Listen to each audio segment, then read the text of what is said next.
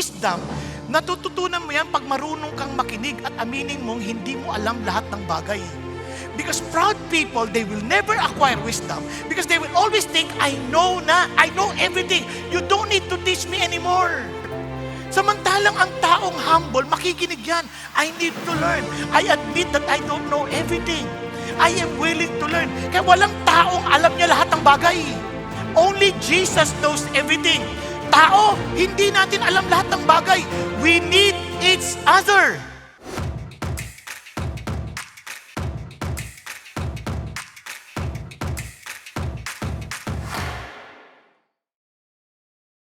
Alam niyo po, nakaka-bless po pag makita kayo linggo-linggo na tuwing nagtitipon tayo dahil it shows na talagang you're hungry to know and to learn and to grow in the Lord. Lalo't-lalo na we're doing a series on real faith. No, dahil sa dami po ngayon na nagtuturo tungkol sa Kristyanismo, minsan di mo na alam sino ba talaga ang totoo. But we need to understand this because He gives us the wisdom on how to live, no, according to the book of James. Anybody can claim to be a Christian. But the question is, tama ba yung faith na yon? Tama ba yung faith na taglay-taglay nila? Kaya nga, nakita natin, yung real faith ay matibay. They are strong under trial. They persevere. Because the power is not from their own strength, but from the Lord. At hindi lang yon, real faith obeys God's word. Sumusunod sa salita ng Diyos kasi God, kumbaga, supports whatever He says. No? And real faith, nagmamahal na walang favoritism. At yung real faith, nagpo-prove ito na talagang buhay kasi ito gagawa at gagawa ito. Di ba? Kumbaga, yung patay, kahit anong gawin mo, wala yung magagawa. But once it's alive, may gagawa at gagawa yan. Ngayon, ito pa, nung nakaraan, diniinan natin, real faith controls the tongue. Okay? Ito baka ma-misinterpret ninyo Hindi yung gawa ang nagpapatibay ng faith. Yung faith gagawa. Nakuha niyo ba ibig sabihin? So ito, kaya yung real faith chooses God's wisdom. Yan ang ating titignan ngayong gabi. Real faith walks, ibig sabihin, we live in God's wisdom. Hindi naman kaila sa inyo na sa panahon natin, we are ang tawag sa atin, the age of information. Kaya grabe yung mga AI natin, no? Tanungin mo lang sila. Alam na alam nila. Dami lang alam na sagot, no? But yung information na yon does not mean that we are also in the age of wisdom. Kasi marahi, yung information, iba sa wisdom. Tandaan nyo, wisdom we live by shapes how we live, how we speak, and how we relate to others. Ang kaalaman, maganda yan. Pero yung katalinuhan, iba yan. Naunawaan po? Yun yung kailangan matranslate mo yung kaalaman sa katalinuhan, sa gawa. Ma-translate mo. Kailangan mailipat mo. Mailagay mo sa practical na aplikasyon. Kaya, napaka-importante na we don't just have what? Knowledge. We need to have wisdom. So, paano natin malalaman yan? Real faith walks in God's wisdom. It is shown in our humble action. It shapes in Christ-like character. And it strengthens relationship. So itong makikita natin. Makikita yan sa action natin. Makikita yan yung sa ating character. At obviously, makikita yan in the way we relate with people. Okay? Kaya, sinong matalino sa atin? Yun ang tanong exactly. Kaya ganda na sabi ni Peter Jr. kanina umaga, sabi niya, biblical wisdom is the God-given. Bigay ito ng Diyos. It is not something that we just get. Well, ito ay binigay ng Diyos, Spirit-enabled capacity. Pati yung kakayanan, no? Para matakot sa Diyos, talagang binigay din through His Spirit. See life from God's perspective. Yung makita natin yung pananaw mula sa pananaw ng Diyos and live in humble obedience, fruit-bearing alignment with His will. Ayon sa kanyang kalooban. Bakit? Isa-isahin natin. Let's start with shows in humble action. Una, tingnan nyo. Verse 13. Basahin natin. Who among you is wise and understanding? Napansin nyo ba yun? Ang tanong niya, sino sa inyo ang matalino at may kaunawaan? Hindi niya tinatanong, sino sa inyo ang malakas ang boses? Sino sa inyo ang madaldal? Sino sa inyo maingay? maingay? Sino sa inyo ang pinakamaraming sinasabi? Walang ganon. Sino sa inyo maraming alam na verses? Hindi yun ang tanong niya. Ang tanong niya, sino sa inyo ang matalino at nakakaunawa? Ipakita niya to sa kanyang, yung word na good dito, hindi lang mabuti. Magandang pag-uugali sa kanyang gawa in the gentleness, sa kahinahunan ng kanyang katalinuhan or sa salitang kanyang mapagpakumbabang katalinuhan or wisdom. Di ba? Kaya ang tanong niya dito, nakakagulat. Yung wisdom is not something you claim. Hindi mo pinapalandakan sa lahat ng tao. Matalino ako. Ako ang matalino. Ako ang iboto ninyo. Maraming ganyan eh. Pero hindi yun nasasabi niya. Wisdom is something we show. Napansin niyo sa aklat ng James, laging paulit-ulit yun. Faith is evident. Lagi nakikita. Yung katalinuhan, nakikita din. Hindi yan basta iniklaim lamang. At napaka-importanting makita kasi kung hindi nakikita, useless yan. Hangad ng Diyos, maayos ang buhay natin. Hear, O sons, the instructions of a father. Kinig ka sa tatay mo. Kinig sabi niya, let your heart behold fast my words. Keep my commandments and live. Kasi itong pinag-usapan dito, matinong tatay ha. Hindi pinag-usapan dito yung mga tatay na nagtatay-tatayan lang. Yung matinong tatay, walang matinong tatay na naghahangad na masira ang buhay ng kanilang mga anak. So iniisip nila yung mabuti lang kinabukasan. And look at this. Acquire wisdom, acquire understanding, do not forsake her. Huwag mong kalimutan ng katalinuhan. Sabi niya, and she will guard you. At ang sabi niya dito, tingnan mo, and love her and she will watch over you. Sa daming manloloko dito. Hindi mo maiwasang maloko ka, pero gabantayan ng Diyos. Kasi kahit maloko ka, hindi ka nawawalan ng pag-asa. Nabubuhayan ka pa rin ng loob kasi yung katalinuhan ang magbabantay sa'yo. Okay ba yan? Hindi mo maiiwasan na magkamali ka sa iyong pagpili, pero magtutuloy-tuloy ka kasi yung mismo katalinuhan ang mag-iingat sa iyo. Yan ang sinasabi niya. Kaya paano hindi ka paano masisira ang buhay mo niyan? Imposible. Kaya sabi niya, the beginning of wisdom is acquire wisdom, and with all acquiring, get understanding. Bakit importante yan? Tinuturuan tayo, imagine, kung ang negosyo, halimbawa ng negosyo na lang, kung ang negosyo nakukuha mo sa tamang pakikitungo sa tao, kaya nga sabi nila, hindi lamang customer for once, customer for life. Paano mo yan matututunan? Pag may wisdom ka, it will teach you how to treat people properly. And it will help you respond under pressure. And it will help you to carry ourselves. Yun ang ginagawa ng wisdom. Kaya sabi ni James, wisdom, mayroong humility. Bakit humility? Kaya humility of wisdom. Bakit humility? Kaya nga humble action.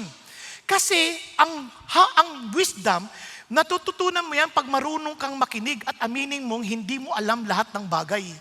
Because proud people, they will never acquire wisdom because they will always think, I know everything. You don't need to teach me anymore. Samantalang ang taong humble, makikinig yan. I need to learn. I admit that I don't know everything. I am willing to learn. Kaya walang taong alam niya lahat ng bagay. Only Jesus knows everything. Tao, hindi natin alam lahat ng bagay. We need each other. Now, look at this. But He gives. Kaya yung tanong dito, ano ba yung humility? Kasi minsan, yung mismong humility, hindi naintindihan ng tao. Ang isip ng humility, pag sinabi kong ako, humble ako, ano agad ang feeling na iba? Yabang naman nito. Di ba? Pag sinasabi na pag alam mo na humble ka, hindi ka na humble. Hindi yan totoo. Si Jesus, sabi niya, learn from me for I am humble and meek. He knows that He is humble. Does it mean mayabang siya? Hindi. Ito kasi ang humility. Look at this. But He gives a greater grace. Therefore it says, God is opposed to the proud. Yun ang mahirap. Sa lahat ng magiging kaaway mo, wag si God. Magiging kaaway mo siya pag if you are proud. Paano ba yun? But gives grace to the humble. So how can I be humble? Sabi niya, therefore, submit to God. That's humility. True humility is submission to God. Minsan nga mukha pa tayong mayabang dahil nagsasabit tayo kay God eh. Naalala niyo si David? Nung makita niya si Goliath, sino yung uncircumcised Philistine na yan? Sabi ng mga sundalo, huy, pwede ba? Kami nga takot dyan eh. Kasi kung ang yabang mo. Pero in all honesty, siya yung humble. Because he sees God. He does not see Goliath. Maraming tao nakita yung problema. Ang laki ng problema. Hindi kaya natin yan. Ayusin natin. Ano ka ba? Yabang-yabang nito. Puro lang ayusin natin. Ang laki nga ng problema. Doon, hindi mo kasi nakikita si God. Kaya ka mayabang. Yun ang mayabang. Hindi nakikita si God. Pero yung nakakita kay God sa sitwasyon, yun ang humble and they're willing to submit to the ways of God because they knew that God knows better. That's humility. Kaya sabi ng Lord, He gives grace to this kind of people. E tingnan mo naman, parang ang yabang. Resist the devil and he will flee from you. Wow, tapang naman ito. Demonyo na nire-resist. Di ba? Now, kaya yung ibang tao, kala mo humble. Ay, ayoko mag-attend ng church. Makasalanan ako, baka masunog ako dyan. Saan ka pupunta? Sige nga. Kaya ano sabi ng Lord? Kung talagang humble ka, you want to submit to the Lord, come. Draw near to God. Look at the words. Draw near to God and He will draw near to you. Isipin mo, pag lumapit ka kay God, siya pa lalapit sa'yo. Yun ang humility. Parang, wow, well, Lord, wala naman ako ibang pupuntahan. And sabi niya, okay, cleanse your hands. Linisan mo, you sinners. Then you admit that you are a sinner, that you're willing to come to God because you know you cannot clean yourself. Kaya Lord, ikaw lang po makakapaglinis sa akin. That's humility. And then, purify your hearts, you double-minded. Yung purify your hearts, ang ibig sabihin, Lord, wala na akong ibang iniisip. Kayo na lang, I'm single-mindedly yours. Yun ang humility. Pero hanggat may kahati si Lord, double-minded tayo at ang dami nating iniisip na maparaan instead of trusting the ways of God, pride yun. And God is opposed to the proud. Ang bigat nun ha. Kaya sabi niya, kaya be miserable, mourn, weep, let your laughter be turned into mourning and your joy to gloom. Ano sinasabi niya? It's one way of saying, you better repent. You repent and come back to God. Admit that you're wrong. Admit that you are living independently from the Lord. But this time, you submit to God. Yun ang humility. And look at the words. Humble yourself in the presence of the Lord and He will exalt you. Maiaangat ka pa niya. Ang bait ng Diyos. Kaya ang totoong wisdom, saan nagsisimula? Ano sabi ni David? The fear of the Lord is the beginning of wisdom. A good understanding of all those who do His commandments. Kasi ngayon maintindihan mo na why God commanded me to do this. Because I fear God.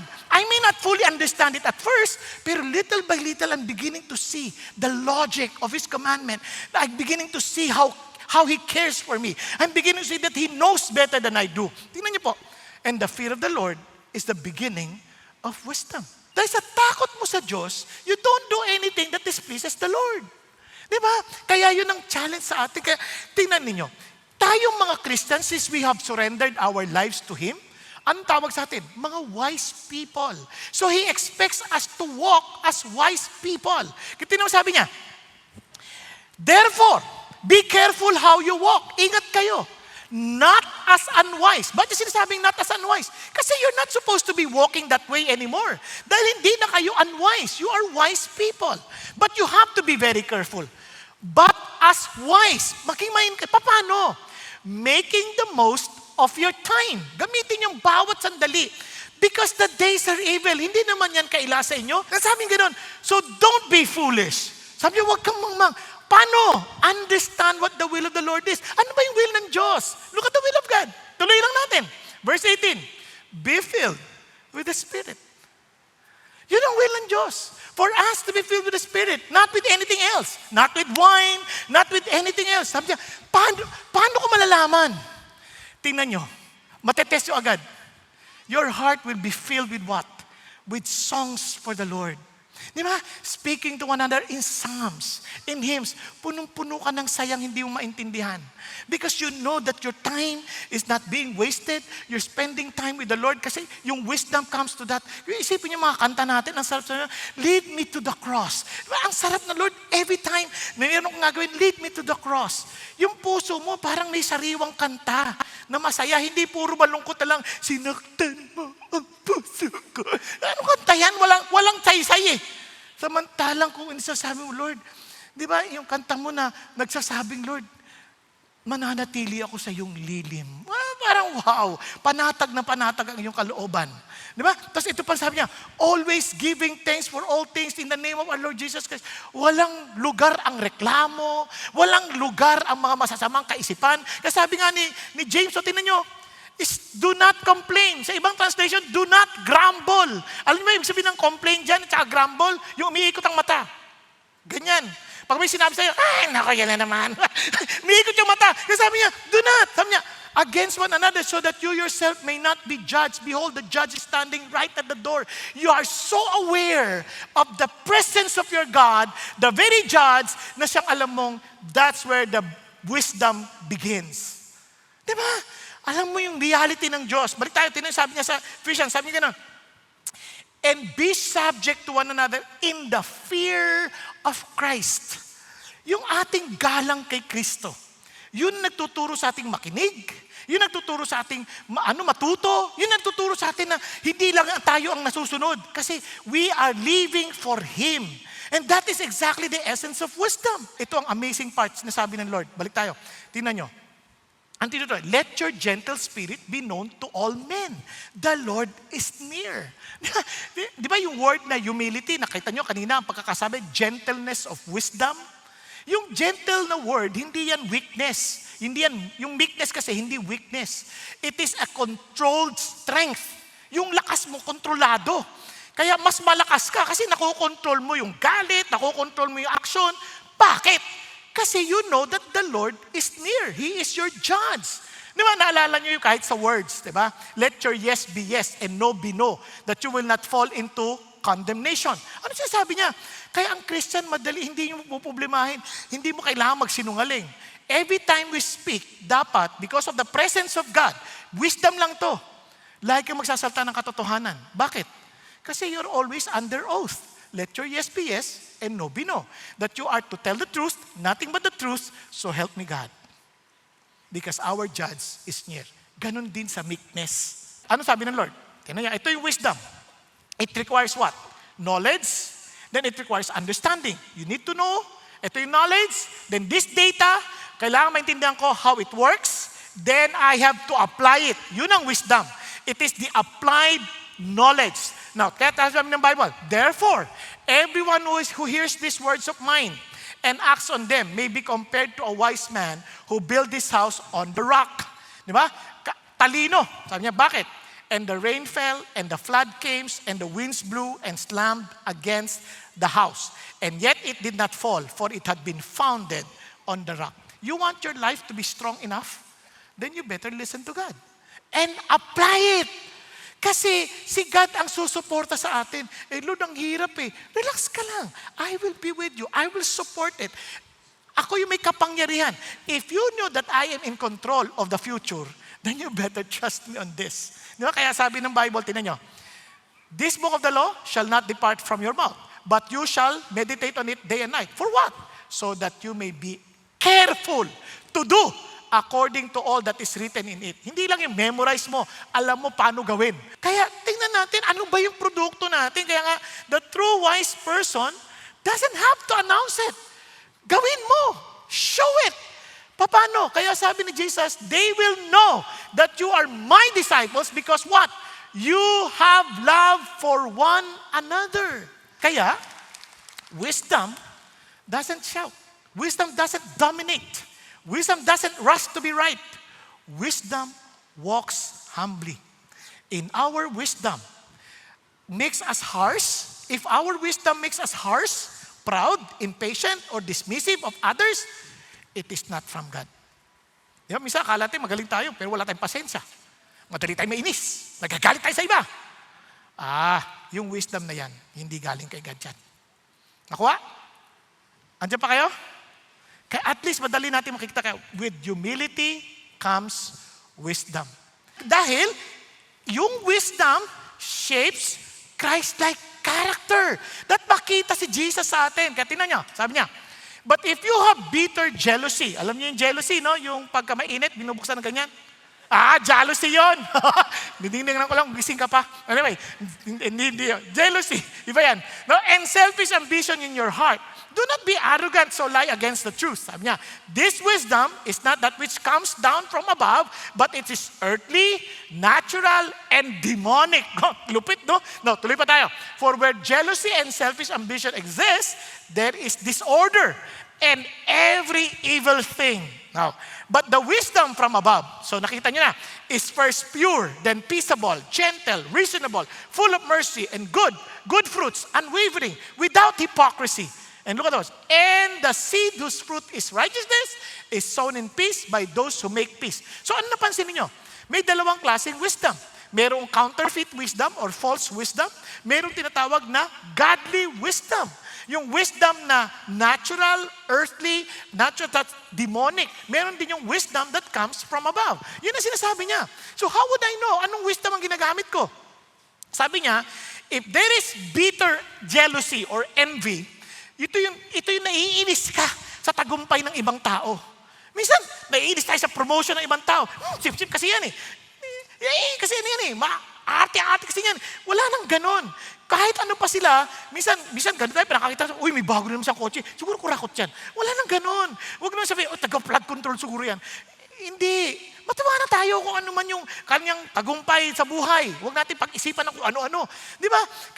Kaya tuloy, hindi tayo makapag-isip ng matino. Alam nyo, yung bitterness na yan, pag yan ay nandiyan sa puso, maniwala ka sa akin, kahit yung mahal mo, masasaktan mo. Na hindi mo napapansin. Bakit? Kasi nakakabulag yan. Kaya sabi niya, yung selfish ambition naman, parang I need to advance myself at all costs, kahit ano mangyari. Kaya nga, tingnan nyo ha, if you have bitter jealousy and selfish ambition in your heart, look at the words, do not be arrogant, so lie against the truth. Kasi alam nyo, itong problema, ang Christian, minsan nililin lang natin sarili natin. Dahil ayaw nating makitang meron tayong inggit. Ayaw natin makita meron tayong ambisyon, ini-spiritualize natin. Pinapaltan natin ng ibang pangalan. Kunwari, naiinis tayo, naiinggit tayo. Sabi natin, passionate lang ako sa katotohanan. Ang tawag dyan, discernment. Ang totoo, naiinggit ka. Kasi dumadami yung kanyang kongregasyon. Kaya sasabihin mo, mali-mali tinuturo niya. Mas magaling ako dyan. Di mo sinasabi. Ang sinasabi lang, kailangan tayong maging discerning. Baka malin lang sila. Alam nyo, ang tao malilin lang kung sila'y hindi tumitingin sa Diyos. Kasi ang katotohanan si God lang. Kung may bitter envy or jealousy, pagtakpan mo man yan ng discernment or passion, bitter envy at jealousy pa rin yan. Kapag may selfish ambition, takpan mo man yan ng salita ng calling or burden, selfish ambition pa rin yan. And that's something we cannot hide from God. Kaya don't be arrogant, so lie against the truth. At makikita mo, na sabi ng Panginoon, ito malungkot, yan ay what? Galing saan? Earthly, natural, and demonic. Such wisdom is earthly. Panlupa lang. Parang we base the success on our earthly measure. Wala yan. Hindi tatagal yan. Hindi lang yun. Hindi pa yan spiritual. Nothing to do with God. At ang pinakamabigat, demonic. Tingnan yung effect. Where jealousy and selfish ambition exist, just look at the result. There will always be disorder and every evil thing. Nakita nyo sa traffic. Nakita nyo yan sa opisina. Pagka may sarili-sariling agenda, ang gulo. Nakita nyo ba? Sa bahay, ang gulo. Wala nang willing i-expose ang katotohanan. Ang Pilipinas, sa talino natin, sa dami nating alam, kita nyo ang gulo natin? Nakakalungkot. Sabi nga ng isang pinuno madali lang yung problema. Kaya lang hindi ko bibigyan ng solusyon. Alang walang bayad. Isang bayan lang tayo, magtulungan na tayo. Hindi ba natin kailangan magtulungan? Hintay niyo pa bang magpasira ang pamahalaan bago tayo lalabas at sabi maglilingkod tayo habang buhay? Please, let's help one another. Are you following? Lahat tayo may pananagutan dito. Lahat tayo dapat nagtutulungan. And dahil sa ating selfish ambition, gusto natin nauuna tayo lagi. Gusto natin lagi tayo na ang sentro ng lahat ng bagay. We want our comfort at the expense of another. Listen, mayroong disorder, mayroong division, mayroong broken communities, and every evil practice. At ang tanong, kung talagang tatanong sa sarili mo, what kind of environment does your wisdom create? Yung talinong sinasabi mo, anong klaseng environment ang kinikreate niyan? Now listen, hindi ko sinasabing magko-compromise tayo na para tayong politika na dapat wala masasaktan. Hindi. When we speak the truth, minsan may masasaktan, pero hindi natin pagduduldulan. Magkaiba yon. At may tamang venue, may tamang timing. Di ba? Ngayon, saan natin nilalagay? Pati pamilya, problema ng pamilya, nilalabas pa ba natin yan sa social media? Ayusin na natin yan sa loob ng bahay. Huwag na natin idamay yung mga walang kinalaman. At may mga bagbubuyo pa, yes! Nag-aaway sila, sinasamahan pa. Demonic yan. Ayusin na natin, tayo. Kaya sa atin, napaka-importante, as we practice that, ano sabi ng Lord? Asipin ninyo ang wisdom from above. Ano yung wisdom from above? Pure, peaceable, gentle, reasonable, full of mercy, good fruits, unwavering, without hypocrisy. Sino nakikita natin? Si Jesus, whose fruits, sabi niya, and the seed whose fruits is righteousness is sown in peace by those who make peace. Now, para makita natin, anong ibig sabihin yan? Para mabilis na lang kasi wala tayong enough time. Pure. From James, single-hearted devotion. Clean ang motives before God. Wala akong ibang hangad. I just want to honor God. Are my motives mixed or am I seeking God with an undivided heart? Yan ang tanong. Every time you have arguments, you want something to tell the world, tanongin mo sarili mo, anong motive mo? Bakit mo ginagawa yan? Is it really for God? Peaceable. Opposite obviously ng quarrels, fight, and rivalry. Do my words and action cultivate peace or fuel conflict? Di ba? Gentle, slow to anger, careful, restrained speech. Ano sabi? Do people feel heard and respected when I speak? Nagagalang ba sila? Even in disagreements? No. Open to reason, teachable, willing to receive correction. Ano sa James? Am I quick to listen and learn or quick to defend myself? Pag-isipan ninyo. Now, full of mercy, compassion that triumphs over judgment. Am I more known for extending mercy or passing judgment? Minsan, naghuhusga na tayo kaagad eh. Full of good fruit, faith and wisdom proven by visible obedience. What kind of fruit is my life producing in others? Anong epekto nito sa buhay ng ibang tao? Impartial, no favoritism, consistent love and justice. Do I treat people differently based on status, comfort, or benefit? And lastly, sincere, undivided, not double-minded or hypocritical. Is my faith the same in private as it is in public? You ask yourself. You see, yung wisdom that comes from God, yan ang dapat epekto. Kita si Jesus. Kaya nga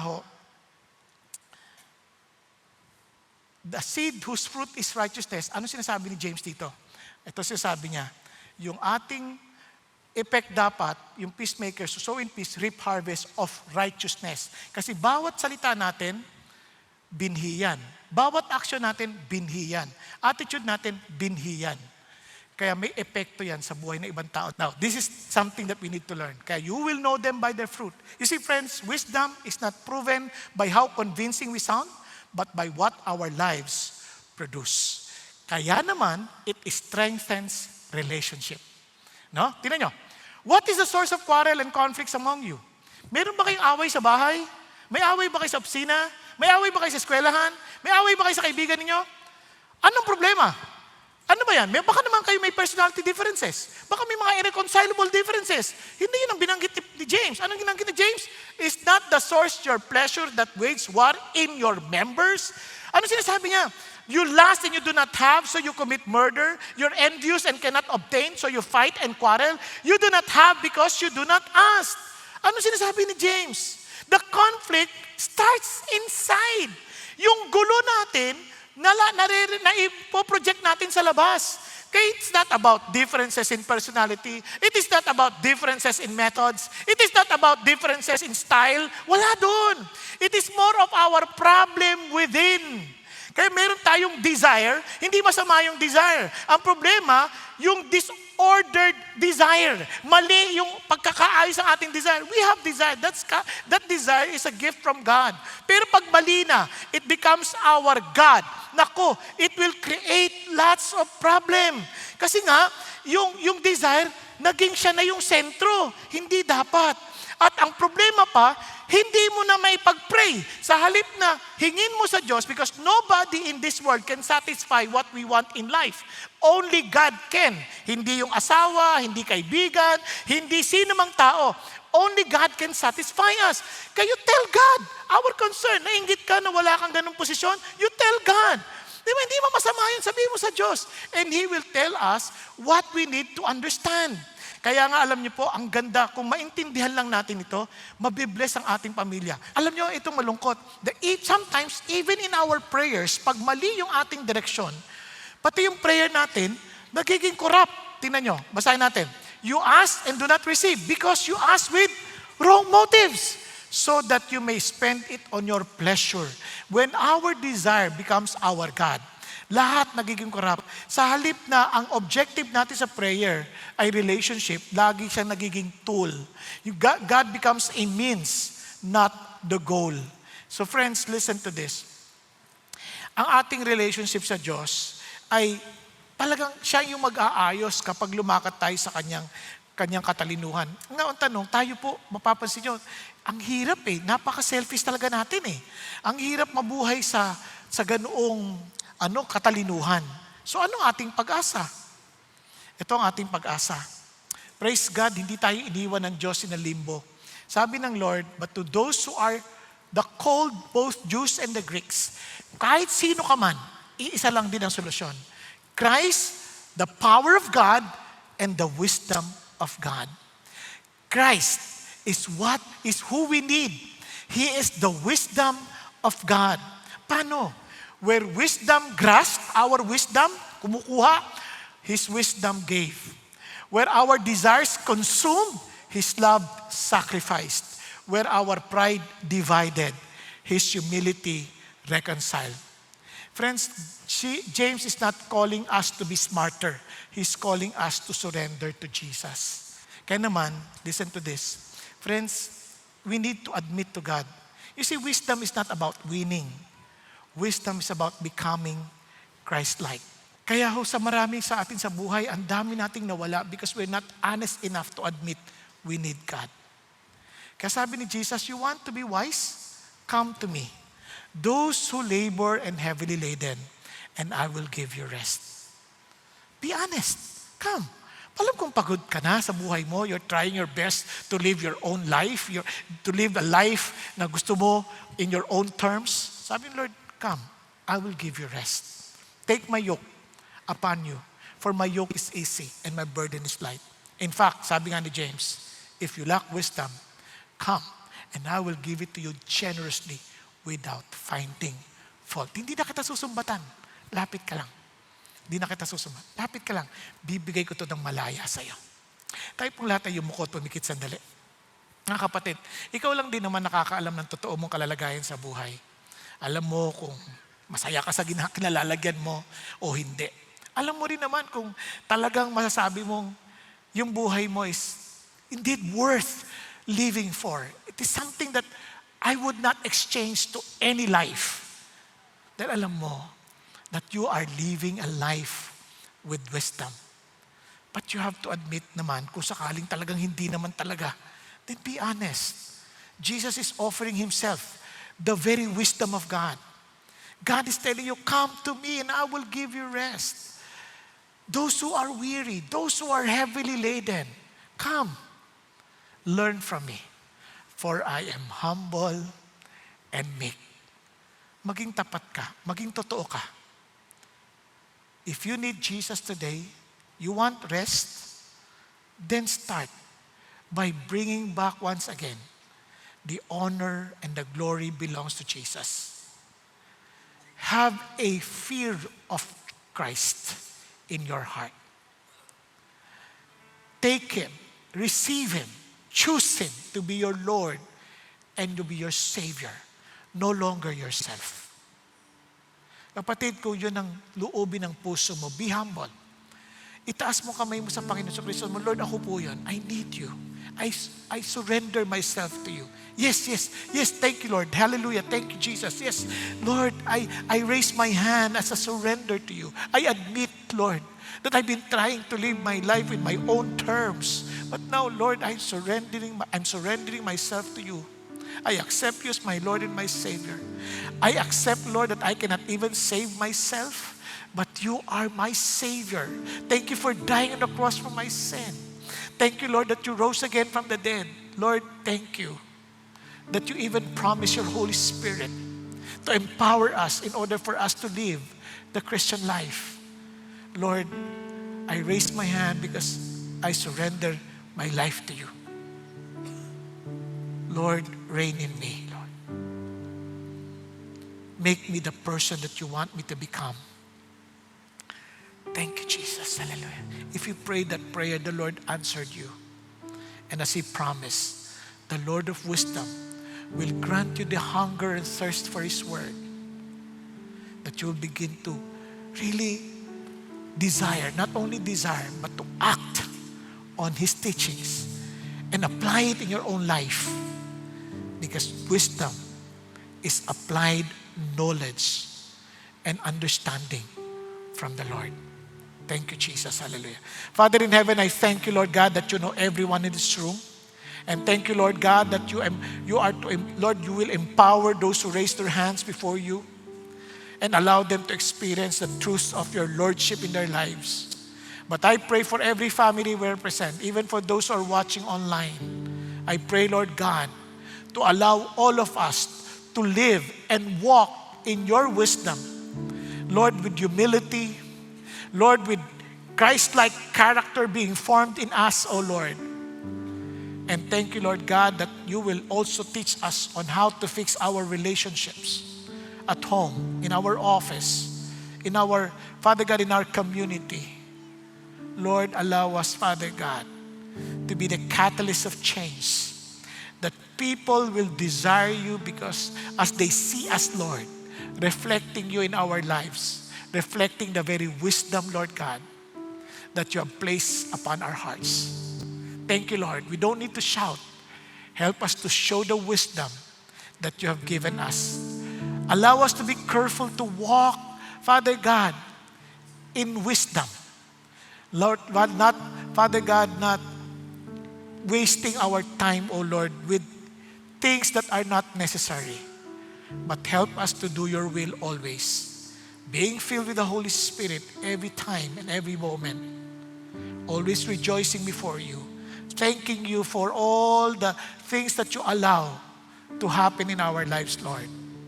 And teaching us to be submissive to one another because we revere you. Thank you, Lord. We love you, Jesus. Thank you, Father God, that we will never regret submitting ourselves to you because we know you are in control. You hold the future. You know what's best for us. And in you, we rely. In you, we trust. We love you, Lord, because you first loved us. In Jesus' name we pray. Amen. Amen and amen.